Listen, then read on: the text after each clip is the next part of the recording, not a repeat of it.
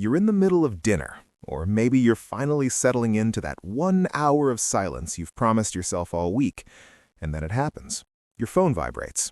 It's not an emergency, it's just a notification, a casual question, or a meme from someone you barely talked to in high school. But before you've even processed the interruption, your thumb is already swiping. You're typing a reply. You're back in the game. You are, as always, perfectly available. It feels like kindness, doesn't it? It feels like being a good person or being reliable. But let's be honest for a second. Look at the people who are always there the moment they are summoned. Are they the ones being promoted? Are they the ones being pursued? Or are they the ones being treated like the background furniture of other people's lives? There's a quiet, almost cruel irony in human behavior. We do not value air until we are gasping for it, and we do not value people who are always in the room. By being infinitely accessible, you might think you're building bridges, but you're actually lowering your own price tag. Today, we're peeling back the skin on the psychology of the open door policy and why your constant presence is the very thing making you invisible. Imagine a luxury brand, let's say a watch or a handbag. Now imagine that brand decides to put a store on every single street corner and give their products away to anyone who asks nicely. The craftsmanship hasn't changed, the material is still top tier, but the prestige? It's gone. This is the first profile of the over-available, the instant responder. You know this person. Maybe you see them in the mirror every morning. The instant responder treats every text like a fire alarm. They believe that a quick reply is a sign of respect, but in the eyes of the receiver, it often signals something else, a lack of anything better to do. When you reply within 30 seconds every single time, you aren't just being efficient, you are signaling to the world that your time has zero opportunity cost. You are telling them that whatever they have to say is automatically more important than whatever you were doing. Psychologically, this triggers the scarcity principle in reverse. Humans are biologically wired to assign value to things that are difficult to obtain. When you make your attention a common good, you strip away the mystery and the weight of your words. Think about it. Whose advice do you take more seriously? The friend who picks up the phone on the first ring every time and talks for 3 hours, or the one you have to schedule a week in advance to see? The second person's words feel like a rare commodity. The first person's words feel like noise. Then there is the profile of the social safety net, the person who has become a professional yes man under the guise of being the reliable one. Picture a Friday night. You're exhausted. You've had a week that felt like a decade. A friend calls because their cat looks a bit sad, or they've had a minor disagreement with a coworker and they need to vent. You had plans to rest, but you say yes. You always say yes. You've become the emotional dumping ground for everyone else's minor inconveniences because you've taught them that your boundaries are made of wet tissue paper.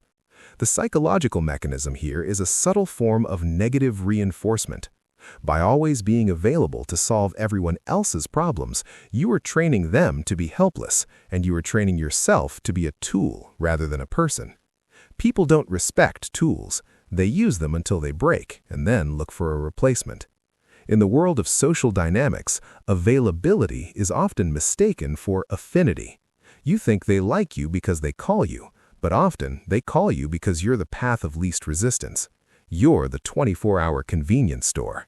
No one goes there for a fine dining experience. They go there because it's the only thing open at 3 a.m. But here's the twist, and it's a bit darker. The career martyr. This is the person in the office who is the first to arrive and the last to leave, the one who answers emails at midnight and takes on every urgent task that isn't in their job description. You'd think this person is on the fast track to the corner office, right?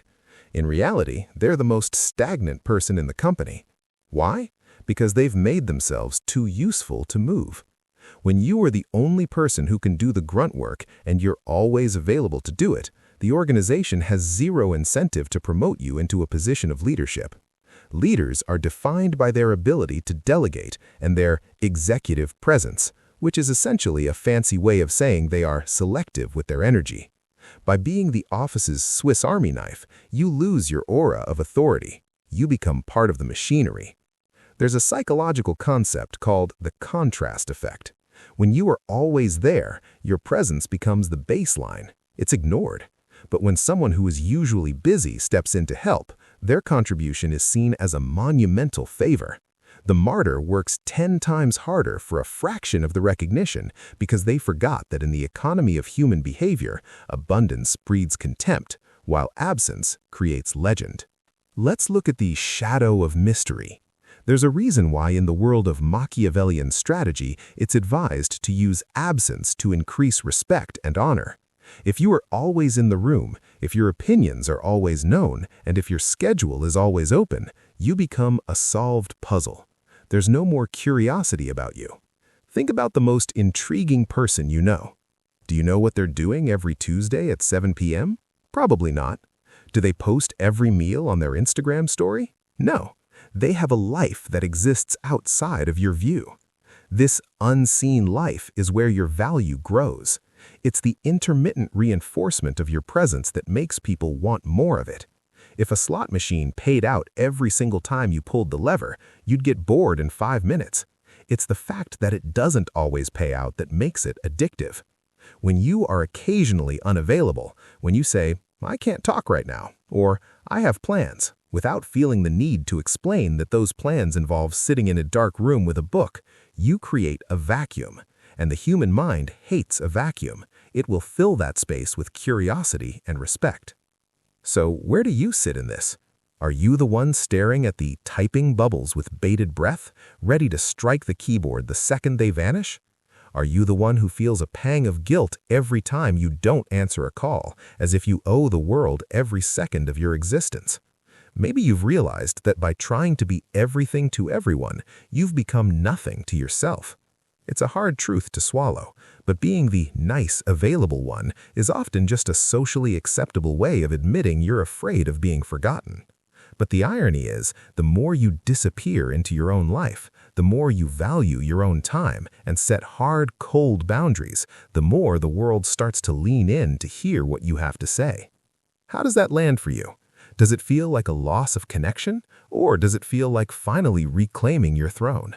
Next time that phone buzzes or that quick favor request lands in your lap, remember, your value isn't determined by how much you give, but by how much you choose to keep for yourself. Which type are you currently living as? And more importantly, which one are you ready to leave behind?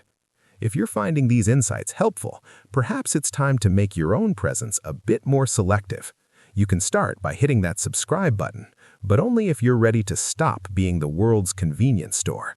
Leave a comment below with the word boundaries if you've ever felt like the background furniture in someone else's story. Let's talk about it.